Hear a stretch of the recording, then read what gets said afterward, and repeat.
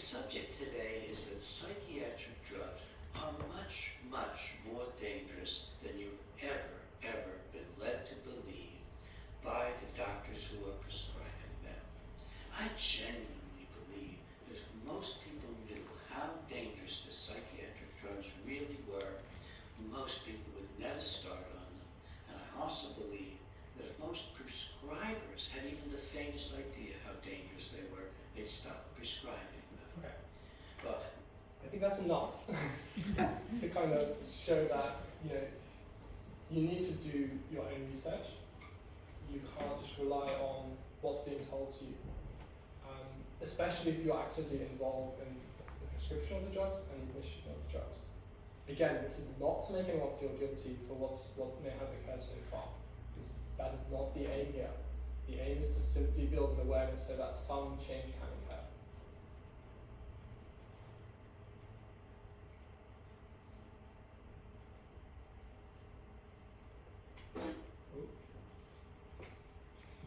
Okay, so you've asked why, right? Now I'm going to ask how. You've asked, why is the situation like this so far? This is how I feel. These are the things that I fear. But I don't want to come here just complaining and saying how horribly I've been treated. And I actually want to provide a solution and give true value to you, and through that hopefully to others as well. So the method that I came up with is firstly caring, then being the person that you want to be, and then taking action. I feel like this is the primary error that I've experienced in the mental health services. There's too much focus on the doing. And that's the first point that people care about when someone falls into mental health services. How can we straight away treat this person without at all forming a bond or connection or caring about them? But it's a very simple error. It's a very, very simple error that can cause a lot of harm. So this is what's so important about recognizing the power of this. So I want to explain a little bit more. To be able to care about someone, what do you actually have to do?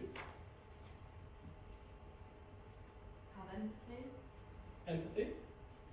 Listen to them. Listen to them. There's actually nothing that you have to do. Caring is a natural thing that is instinctive within us as human beings for another person. Which one of you guys see an old lady fall on the road and don't feel like helping them? That's enough care that we need on the services. It's natural. What gets in the way of what's natural is what we create in our brain. The labels. That is what makes caring so hard. That is what makes caring almost like an effort that once you accomplish it, you can feel proud of it. No need for that. It comes naturally. And so from a place of care, you can form true bonds. And then you can be the person you are meant to be with that person. You can be open, you can be frank, you can be honest, and you can be the caring friends that people require in that situation of emergency. And from that person that you become, you can then do out of sincerity, where people will truly appreciate what you do for them.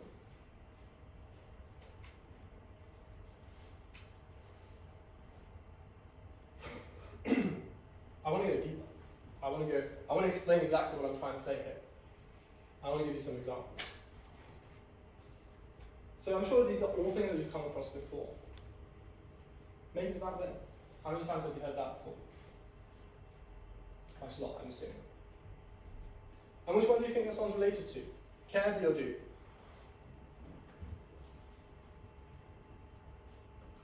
Anyone?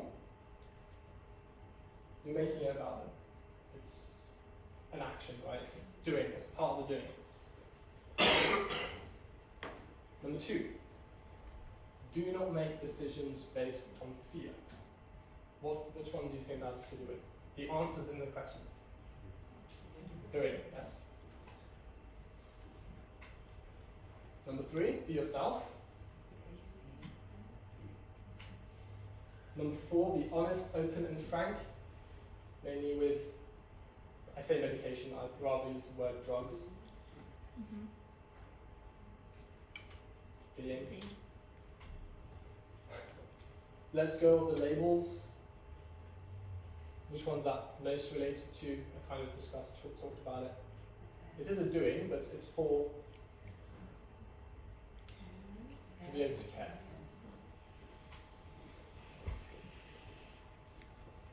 You want to listen to them, and you want to investigate. You really want to understand them. Which one is this one to do? Doing. Number 7, there aren't any set rules. Be natural. Being. Alright. I don't think we have enough time for the game. So basically make you guess which ones, which. I think the most important one. Which one's number 5? Let go of the labels. Number 3. Okay, I'm playing the game. What's number 3? Be yourself. Yes.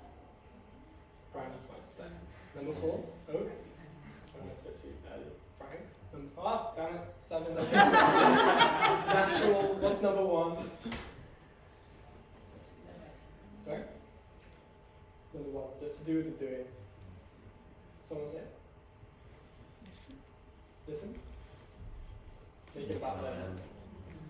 Number 2 is to make decisions that are not based on fear. And number 6 is to listen to them. To genuinely listen to them. Wow, that is one of the most precious gifts you can give to someone. To genuinely listen to them. Coming back to me, which one do you think was not practiced in my situation? From the very small excerpts that you must have seen. Anyone? Did you say that? No, you. All of them? Yeah. Absolutely no. So, and what do you think was the first thing that was done to me when I entered this hospital? I slapped a label onto me. Even before any understanding, there was a tick box. Do you have hallucinations? Do you have this? Do you have that? And if they can justify it in their mind enough to someone who might question them later on, that's enough for them to slap a label on you. But they do not see everything else that they are preventing from being able to actually occur for true recovery for the person. Again, that's not an angry statement. That's not to judge anyone. That's my passion behind what I'm saying to raise the awareness that's required. Yeah, that's all right.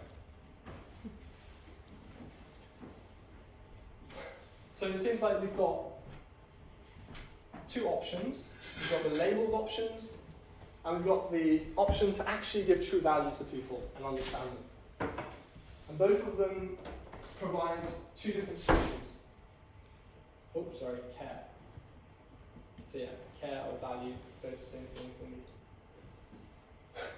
Label seems to be, so the solution seems to be drugs. And to truly care about someone, you actually seem to have to give a bit more of your time. That's the trade-off, it seems like. Is that correct? So, by giving someone a label, you take away the power from their hands. You say, I know what your problem is. There's no other solution to it. I've got the solution because it's proven. It's the most invested research solution.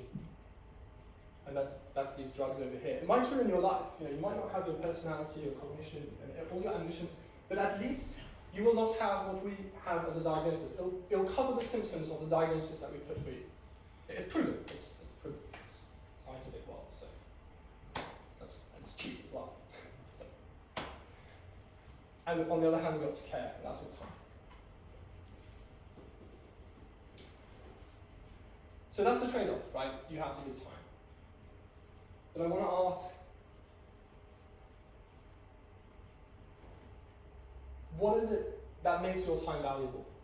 What do you find value in doing with your time? What actually makes your time meaningful? Anyone? Things I enjoy, things I love. Yeah. Making people happy. Thank you. I like it when people interact with me. Alright. But here's the things that I find meaningful. I'm not saying that everybody has to find these things meaningful. Again, just awareness. That's all I'm trying to raise here.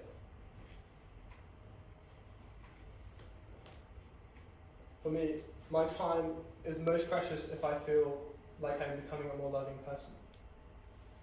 If I'm spending my time with people that I love. If I'm able to serve people with humility, considering them greater than me. If I am becoming wiser in some ways, that will help me later on in life. That wisdom to me is so much more important than so much more. If I'm gaining more insight, if I actually find meaning in the things that I'm doing, this is what makes my time actually that valuable and precious. So I want to ask you, if we're not using our time to actually serve people with humility, to actually love people and care for people, and gain insights and wisdom from the people who we may be working with, then what are we using our time for? What's so precious about this time that we find it so hard to spend it on people who really need our help? Why is it that we quickly want to go to the quick solution that seems to somehow work? We think it works. It doesn't. And this is my last slide. The way I see people that you will be working with is they are extreme cases. This is where it becomes about you. The people who you are working with are extreme cases. When people are in a point where they can be diagnosed with something like psychosis, they've come to a point of I'm repeating myself, an extreme case. For you, it can have a value, a personal value as well. These are people to serve, but to also learn from. So if I was in your place, I would personally treat every single person. One, I would think, well, how can I develop myself through this person? How can I actually become a truly non-judgmental, truly caring, loving person for the people I'm dealing with? Relinquishing all judgment. A lot of the people who you're going to work with, they would have very difficult backgrounds. That's something important to recognize. And so through that, I feel like there's a lot of value that you can gain as a person. And I want to finish off with a quote. The world is a dangerous place, Einstein says, not because of those who are evil, but because of those who do not do anything about it. So a lot of you might be thinking in your chair, well, it wasn't me who decided to give the drug. And the doctor might be thinking, well, it wasn't me who put them in hospital. And they might be thinking, well, it wasn't me who actually designed the drug in the first place. And so no one takes full responsibility. However, if you are in the system, if there's something that you can do, that you do not do, to prevent harm from people to receive harm, then the world becomes a more dangerous place. We don't want that. We want the world to be a safe place. That's why you guys are out here, right? You want to prevent people committing crimes themselves or to other people. That's the whole aim. We don't want to forget what the aim is.